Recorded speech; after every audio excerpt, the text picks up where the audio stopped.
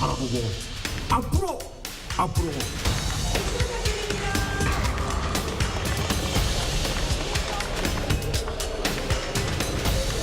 또 모든 사람들이 지지하는 속에서 제가 스스로인데 혁신을 봐야 했던 거 아닐까.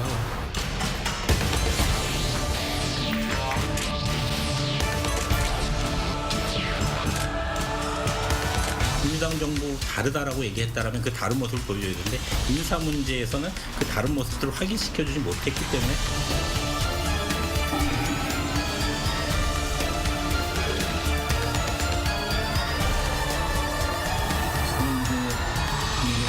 울산 시민 여러분,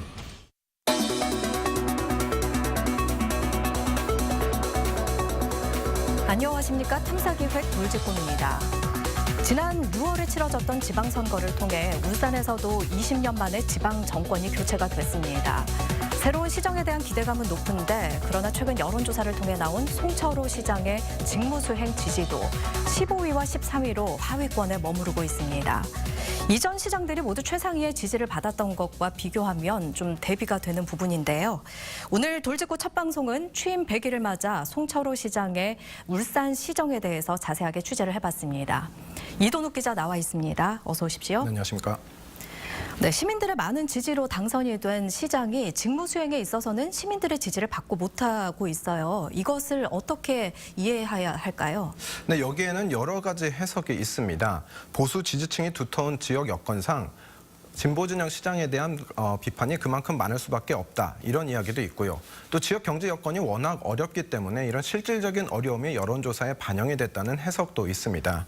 그런데 저희가 민선 7기 100일을 맞아서 각계각층의 이야기를 들어본 결과 송철호 시장이 임기 초반에 시민들의 기대에 부응하지 못하는 시정을 펼치고 있다. 이런 목소리를 가장 많이 들을 수 있었습니다. 과연 어떤 문제들이 있었는지 한번 살펴보겠습니다. 지난 7월 2일 열린 민선 7기 송철호 울산시장의 취임식. 20년 만에 지방 정권 교체. 울산의 첫 진보진영 시장.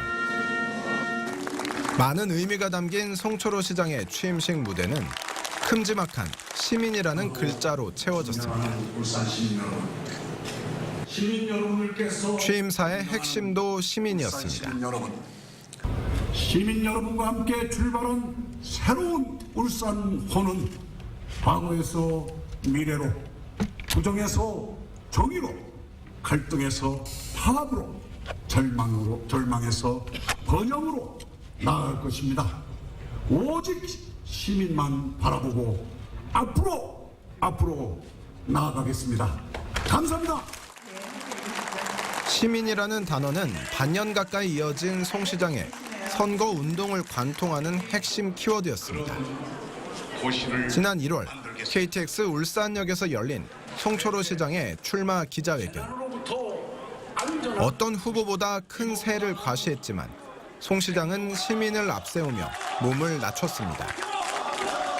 시민의 귀로 듣고 시민의 가슴으로 느끼며 시민의 발이 되었던 시장으로 일할 수 있도록 시민 여러분 많은 성원을 해주실 것을 간절히 호소합니다. 선거 운동 과정에서도 시민은 계속 등장합니다.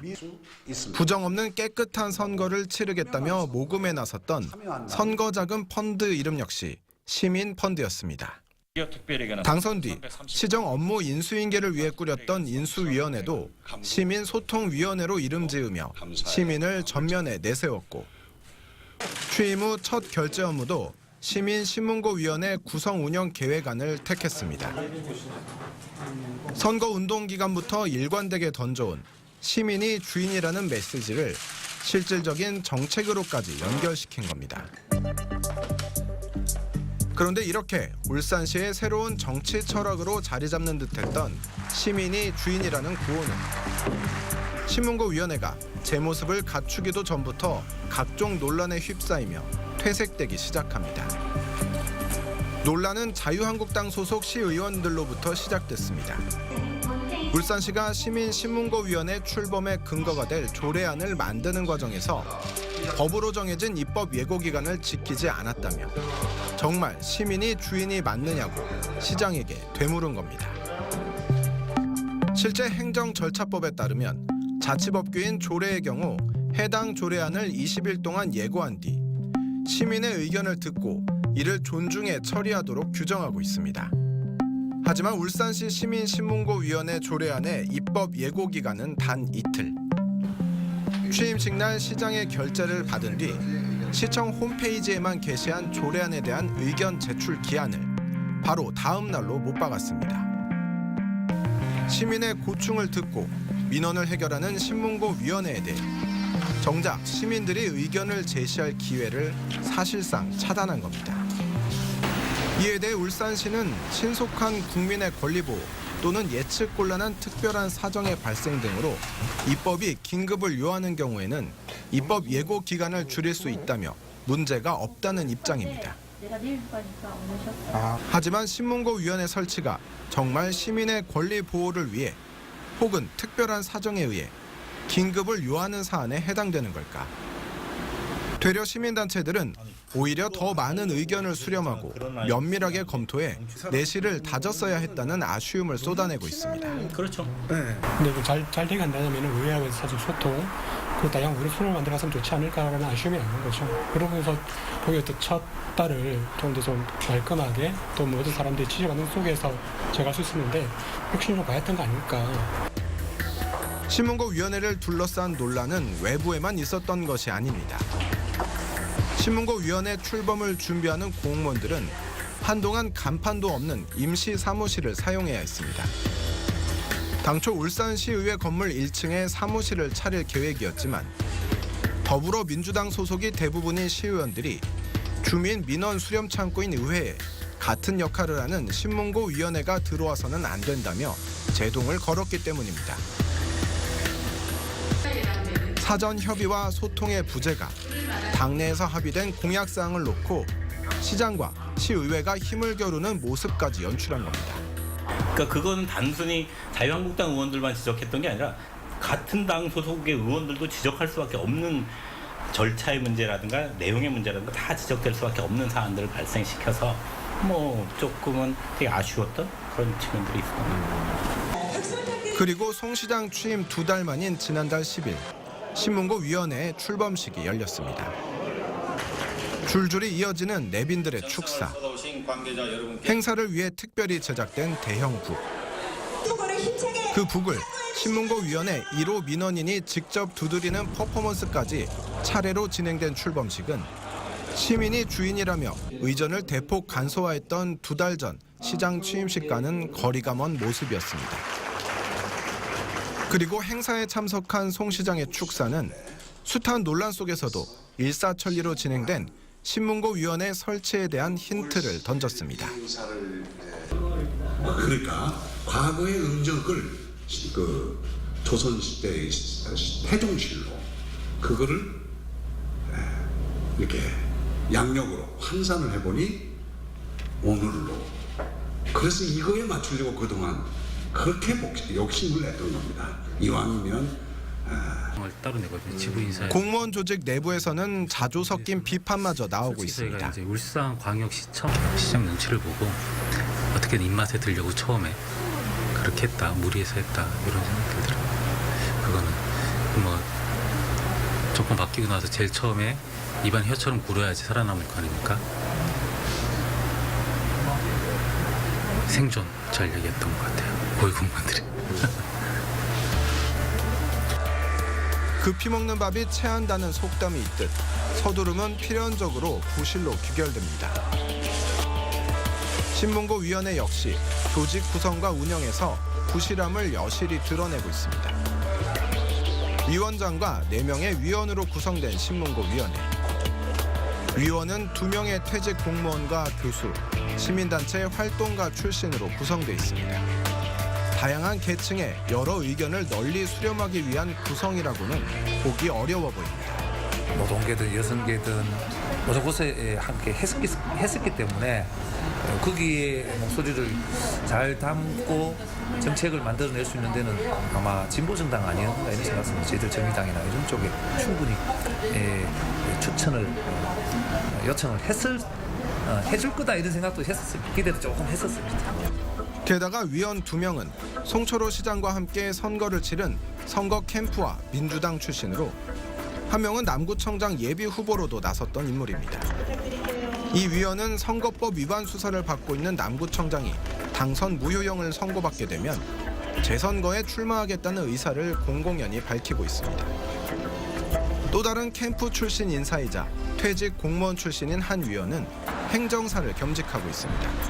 행정기관을 대상으로 하는 인허가 절차와 행정심판 등 민원 업무를 대행해주는 행정사가 시청 직원으로 민원 접수를 받고 있는 겁니다. 시장 취임 직후 서둘러 만들어지는 신문고위원회를 향한 논란과 우려.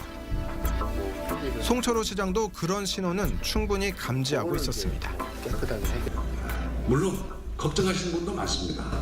이중의 제도 아니냐, 시청의 감사 기능은 그럼 어떻게 되는 거냐, 또 의회에서 해야 될 일 혹시 이거 방해하는 거 아니냐, 아마 그런 일은 없을 것입니다.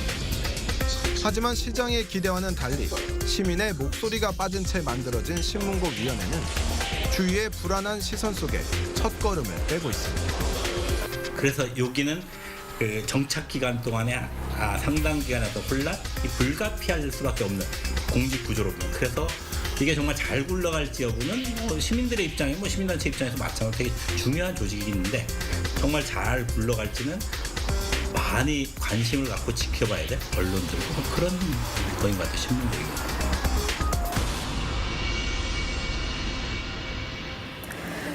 네, 시민의 민원을 수렴하는 조직인 신문고위원회가 준비 과정에서부터 많은 민원을 발생시킨 셈인데요.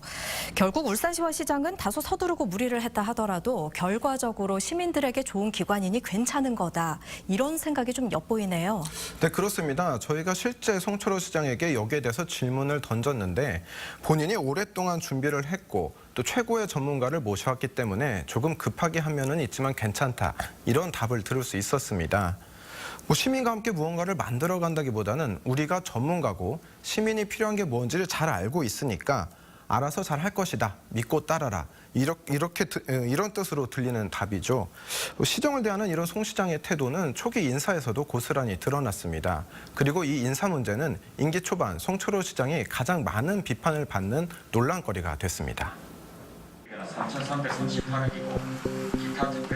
울산시의 인사 문제는 송철호 시장이 취임하기 전부터 이미 시작됐습니다. 시민소통위원회로 이름 붙여진 송 시장의 인수위원회. 위원장과 부위원장, 총괄 간사가 위원회를 이끌고 5개 분과에 16명이 참여했습니다.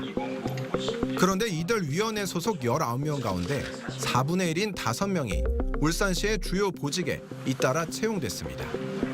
시의 최고위직 가운데 하나인 경제부시장에는 울산시 공무원 출신인 송병기 총괄 간사가, 노동 문제를 담당하는 화백회의 정책보좌관에는 일자리 경제위원장을 맡았던 정창윤 씨가 임명됐고, 일자리 창출 공약을 맡는 일자리 정책보좌관은 환경안전위원이었던 김영근 씨에게 돌아갔습니다. 그리고 오홍일 복지문화분과위원장은 울산시 체육회 사무처장직을, 박순환 도시교통위원장은 울산시설공단 이사장직을 각각 맡았습니다. 당선인을 도와 울산시의 조직과 현황을 파악하고 새 정부의 정책 기조를 설정하는 인수위원회의 역할을 고려하면 시장과 정치와 정책 철학이 같은 인수위원들이 채용되는 것 자체는 이해할 수 있는 대목입니다. 문제는 이미 이 시점에서 이들이 해당 자리에 내정되어 있었다는 점입니다. 이들이 차지한 울산시 주요 보직의 채용 절차는 8월에 들어서야 시작됩니다. 경제부시장이 가장 이른 8월 2일, 울산시설공단이 그 뒤를 이어 8일에 이사장 채용 공고를 냈고, 정책보좌관 2명의 공고는 이틀 뒤인 8월 10일, 그리고 울산시 체육회 사무처장은 13일에 공고가 났습니다.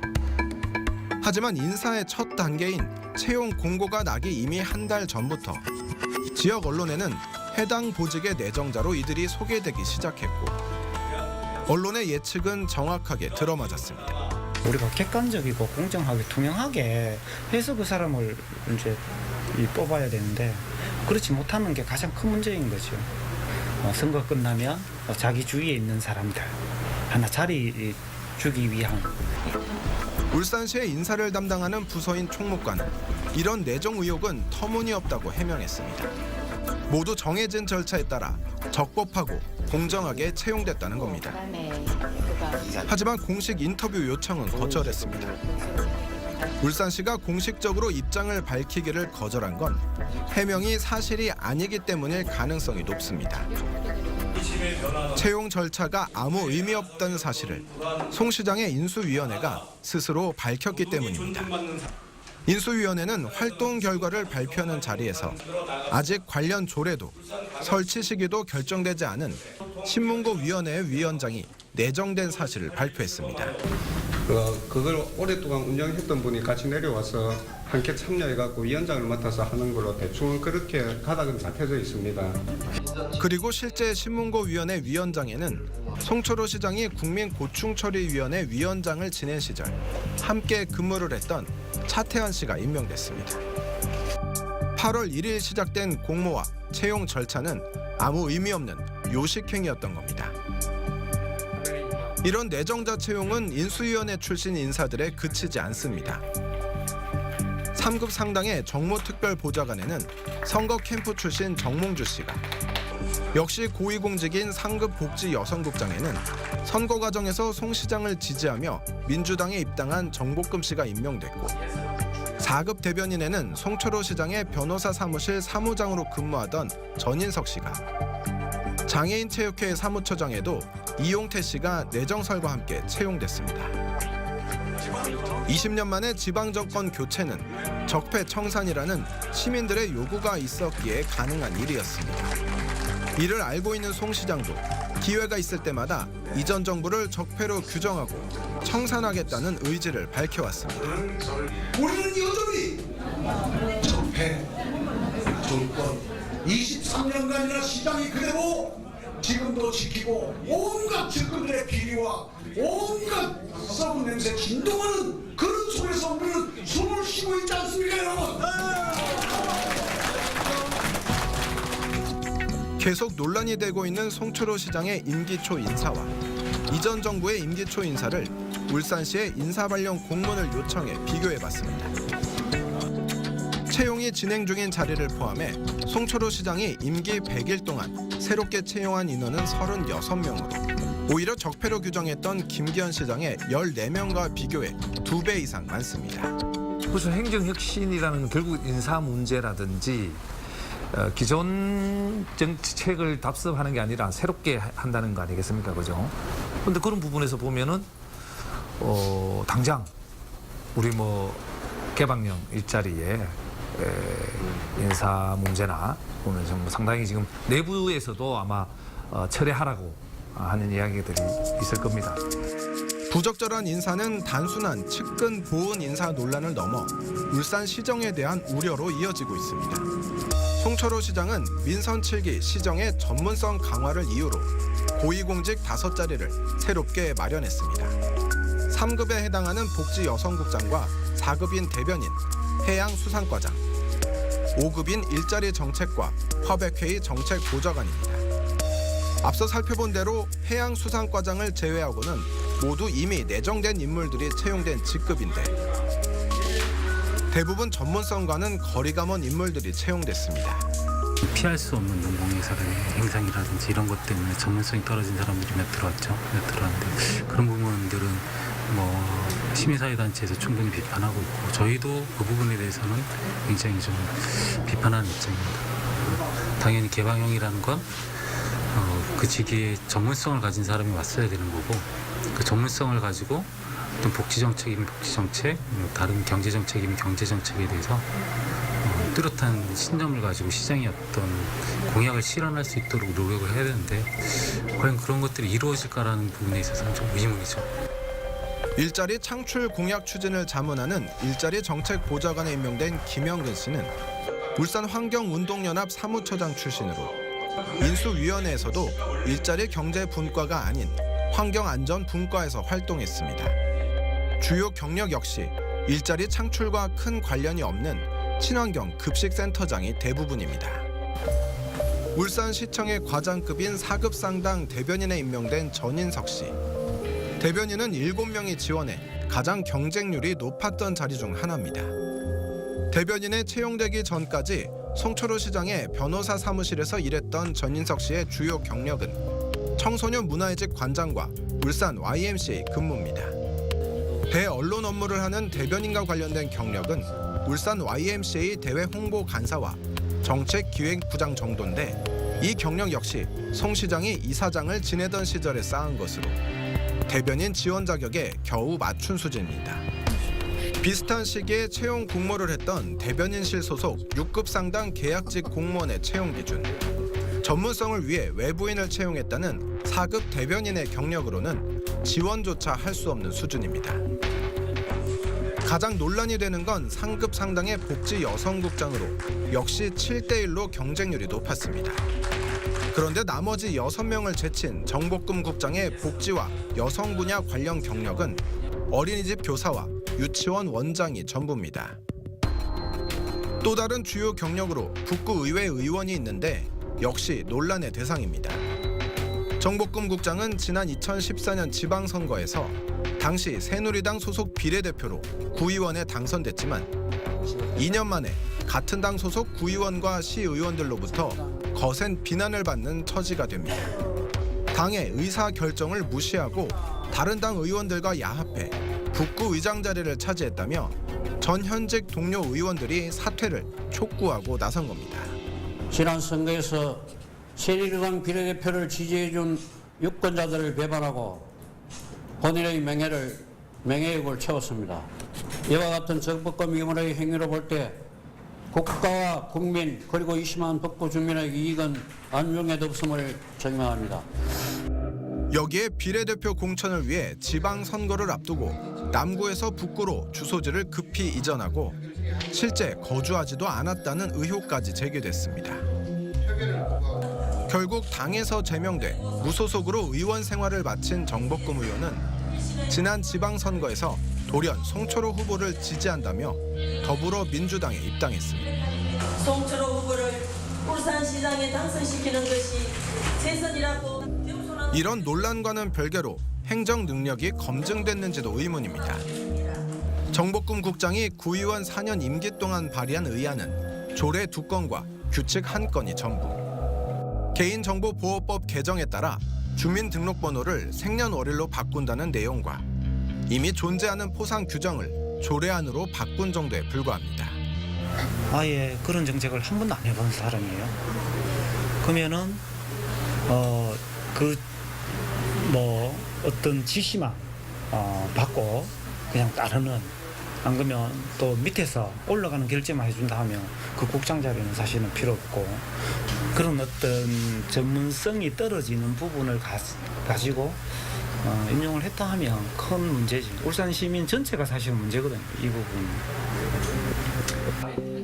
대체 이런 인사가 어떻게 가능했던 걸까? 울산시의 개방형 인사 채용 절차를 살펴봤습니다. 첫 번째 단계는 지원자에 대한 서류 심사. 이 서류 심사는 울산시가 담당합니다.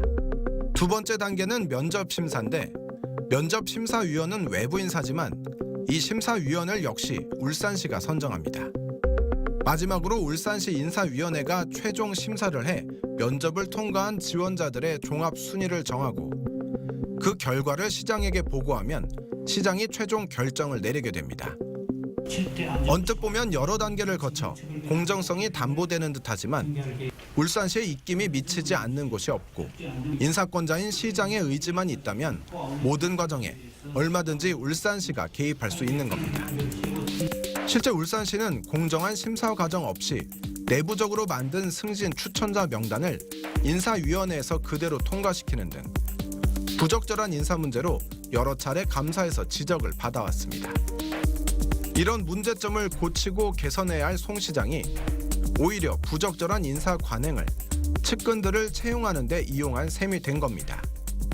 그런 과정을 통해서 누가 외부에서 들어올 것 같으면 차라리 우리 안에서 지지받고 일 잘하는 사람을 올려보내야 되는 게 아니냐. 그러니까 이렇게 되면 공직사회에서도 지지를 못 받죠. 그러니까 얘기한 것처럼 당내에서도 지지를 못 받죠. 저희 같은 시민사회에서도 지지를 못 받죠. 그럼 송철호 시장은 결과적으로 상층부에서 자기들끼리만 지금 하고 있다는. 하지만 이런 논란에 대해 송 시장은 당당하고 떳떳하다고 답했습니다. 그런 그 철학을 중심으로 사람들이 모이고 그걸 통해서 열심히 함께 일하고 그래서 어떤 선거를 통해서 목적을 달성하는 것인데 당선됐을 때 그 사람들하고 일하는 것이 잘못됐다면 그러면 선거 제도가 과연 민의를 제대로 반영하는 것이냐 하는 생각이 있습니다. 주변이나 언론이 사전에 미리 예측하고 치열한 채용 절차를 우수하게 통과할 정도로 함께 일하는 사람들의 전문성이 뛰어났을 뿐이었다는 겁니다. 저분은 어떤 과거의 활동 경력과 어떤 그 전문성이 있으니 뭐 이렇게 그 추측과 그런 과정들이 다 겹치고 또 본인이 그걸 지망하고 그러다 보니 이렇게 맞는 일이 생긴 것이지 그렇게 그냥 처음부터 내정을 다 해놨다든지 뭐 그게 어떤 그동안 선거 과정에서 이 무슨 어떤 특별한 어떤 내정해놓고 했다는 이런 거는 아니었습니다. 하지만 이런 해명이 시장실 밖의 의심과 우려를 불식시킬 수 있을지는 여전히 의문입니다. 너무 오랫동안 이제 계셨던 분들이고 또 보훈 인사로 눈에 보이고 다 그렇게 캠프 일하는 사람들 넣고 이제 이러다 보니까 전혀 신뢰가 제대로 이끌어갈 건가 이런 것들에 대한 우려를 안 할 수 없죠. 그래서 그런 게 눈에 보입니다. 송철호 시장에게는 임기 초반 내내 이어진 이런 인사 논란을 조금이나마 해소할 수 있는 기회가 있었습니다. 바로 산하 기관장에 대한 인사청문회 도입입니다. 울산시의회 안수일 의원은 지난 7월 시장에게 인사청문회 도입 의사를 묻는 서면 질문을 제출했습니다. 하지만 송 시장은 지자체 산하기관장 인사청문회는 현행법상 허용되어 있지 않다며 도입 불가 답변을 내놨습니다. 인사 논란을 지켜보는 많은 사람들의 마지막 기대마저 저버린 겁니다. 그러면 인사청문 간담회 문제에 대해서 이렇게 그러니까 정치적인 언변이나 이런 것 통해서 넘어갈 수 있는데 그렇지 못했던 건 또 한편으로는 이미 내정했던 사람들의 경쟁력이나 이런 것들을 스스로 장담하고 있지 못한 거 아니야?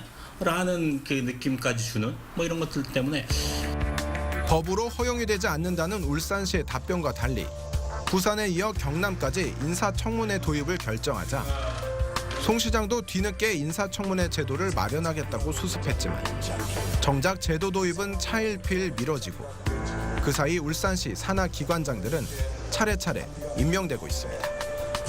촛불 정부라고 얘기했던 그러니까 문재인 정부에 대한 비판이 소위 얘기하는 그 진보 쪽에서 이루어지는 것과 마찬가지로 말씀하셨듯이 민주당 정부 다르다라고 얘기했다라면 그 다른 모습을 보여줘야 되는데 인사 문제에서는 그 다른 모습들을 확인시켜주지 못했기 때문에 받게 되는 어떤 당연한 비판 뭐 충분히 수용해야 된다고 생각합니다.